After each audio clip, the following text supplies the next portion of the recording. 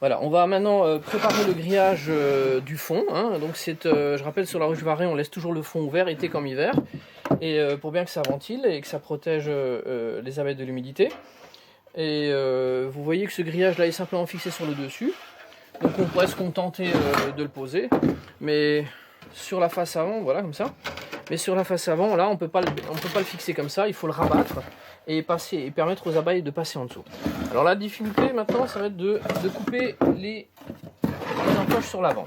Donc je prends le fond que je viens juste de fabriquer, je pose le grillage sur le dessus des parois latérales, et je vais faire une première entaille qui correspond exactement avec la face interne, l'arête de la face interne du côté droit. Comme ça, c'est facile, voilà. Et je vais couper avec ma tenaille jusqu'à l'axe de la mâchoire, bien parallèlement. Hein. Voilà. La découpe doit être soignée, sinon les guêpes vont pouvoir passer par le dessous du fond et rentrer dans la ruche, alors que les abeilles essayent de défendre l'entrée. Hein. Donc ça va gêner. Donc là, j'appuie bien le grillage de côté et je vais faire la même chose de ce côté. Là, c'est un petit peu plus difficile parce que les mâchoires gênent. Là, il suffit d'appuyer de ce côté, mais là, il faut prendre un repère de visu par le dessus. Voilà. On fait une entaille. On découpe là aussi jusqu'à l'axe des mâchoires. L'axe des mâchoires, c'est là, hein, c'est l'axe de rotation des deux mâchoires. Voilà, la cisaille, on vérifie qu'on était jusque là. Voilà, là je marque bien, je coupe.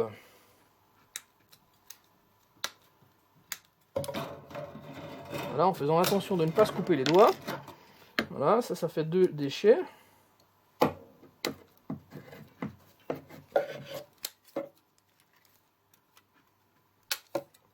Voilà. Voilà. Donc je fais mes 2 échancrures. Je vérifie que ça rentre dedans. Là on voit bien, ça rentre pile poil. Il n'y a même pas 1 mm de jeu. Hein. Donc la découpe est réussie. Maintenant ce qu'on va faire, on va rabattre à 1,5 cm en ferrant du bord le grillage. Là aussi il faut faire attention de ne pas se découper les doigts, de ne pas se couper avec les doigts avec cette tôle tranchante. On la rabat tout simplement avec les doigts. Voilà, et on fait un angle à 90 degrés. Voilà, comme ça. Voilà, première pliure. Et on va faire une deuxième pliure là où il y a les échancrures de côté. Mais une pliure légère. Voilà. Voilà, comme ça. Maintenant, on le redresse, comme ça on a un angle bien propre, bien fermé. Et on va fixer ce grillage maintenant sur l'arrière. Je vous montre comme ça. Donc on positionne le grillage comme il le faut. On commence par le fixer sur l'arrière. Voilà. Je vais d'abord charger mon agrafe. Alors l'agrafeuse que j'utilise 2 agrafes. 2 agrafeuses. Une première agrafeuse qui a des agrafes en U, tout simplement pour pouvoir fixer bien, c'est des formes de cavalier, le grillage par le dessus. Et puis après j'utilise des clous de décorateur pour d'autres travaux. Donc ça c'est une agrafeuse qui coûte 25 €, 30 €, ça suffit largement pour ce type de travaux. On a fait plusieurs centaines de ruches déjà avec et ça casse pas trop vite. Donc là je l'ai chargé.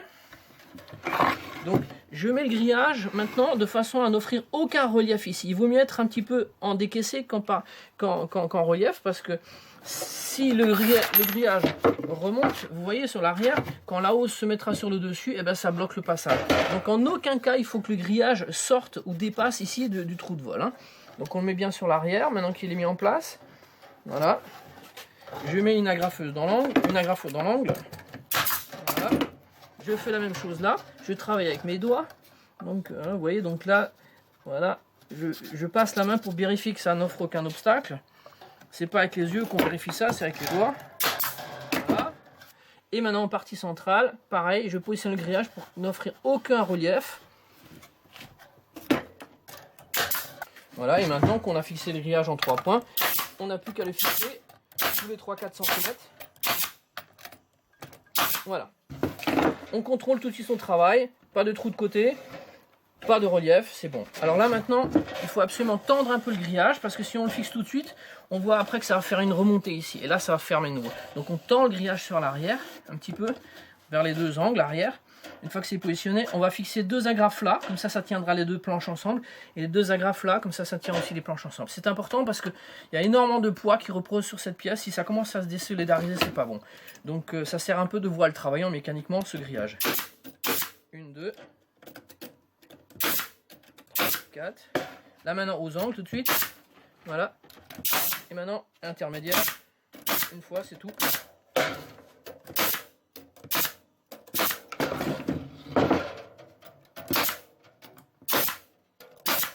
Et voilà, le fond est terminé, il faut quelques minutes pour l'assembler, pas plus. On vérifie donc que le tiroir rentre bien dedans.